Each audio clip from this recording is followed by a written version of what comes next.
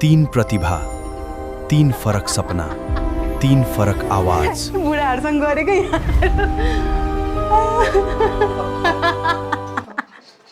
कहिलेकाहीँ एउटा आवाज केवल सुनिँदैन, त्यो आवाजले मन छुन्छ, कथा खोल्छ र मानिसलाई जोड्छ। यही आवाजको खोजीमा डिएमएन स्टुडियोले लामो यात्रा तय गर्यो। 100 भन्दा बढी आवेदन, धेरै उत्साही, प्रतिभाशाली र प्यासनेट उम्मेदवारहरू, सर्टलिस्टिङ, इन्टरभ्यू र विभिन्न चरणको मूल्याङ्कनपछि निर्णय लिन सजिलो थिएन, किनकि हामीलाई केवल बोल्न सक्ने व्यक्ति चाहिएको थिएन। हामी खोजिरहेका थियौँ सुन्न सक्ने, बुझ्न सक्ने, सही प्रश्न गर्न सक्ने र एउटा सामान्य कुराकानीलाई अविस्मरणीय कथा बनाउन सक्ने होस्ट। र आज त्यो यात्राले आफ्नो अन्तिम चरणमा प्रवेश गरेको छ। डिएमएन स्टुडियो पडकास्ट होस्टको टप 3 फाइनलिस्ट सङ्गीता थापा, रोशनी खड्का, विनु खड्के।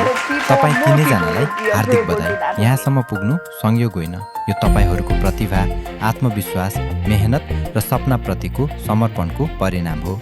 तर वास्तविक यात्रा अब सुरु हुँदैछ। अब तपाईँहरूलाई दिइनेछ 5 कार्यदिन पडकास्टको फर्मेट बुझ्न, आफ्नो होस्टिङ स्टाइल विकास गर्न र आफूभित्रको वास्तविक होस्टलाई बाहिर ल्याउन। त्यसपछि प्रत्येक फाइनलिस्टको अगाडि हुनेछ एक अननोन गेस्ट, एउटा माइक, एउटा अवसर। गेस्टको पहिचान पहिले बताइने छैन। त्यो पडकास्टमा प्रश्न तपाईँको हुनेछ, क्रिएटिभिटी तपाईँको हुनेछ, सेट डिजाइन, प्रप्स र प्रेजेन्टेसनमा पनि तपाईँको आफ्नै पहिचान देखिनेछ। हामी अर्को कसैको कपी खोजिरहेका छैनौँ, हामी तपाईँलाई खोजिरहेका छौँ। अन्तिम छनौट केवल राम्रो बोलाइबाट हुने छैन।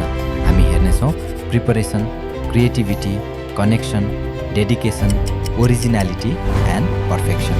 अन्ततः छनौट हुनेछ त्यो होस्टको, जसले गेस्टलाई सहज बनाउँछ, उसको कथा बाहिर ल्याउँछ र दर्शकलाई अन्तिम क्षणसम्म जोडेर राख्छ। तीन प्रतिभा, तीन फरक सपना, तीन फरक आवाज। तर एउटा माइक, एउटा स्थान र एक फाइनल पडकास्ट होस्ट।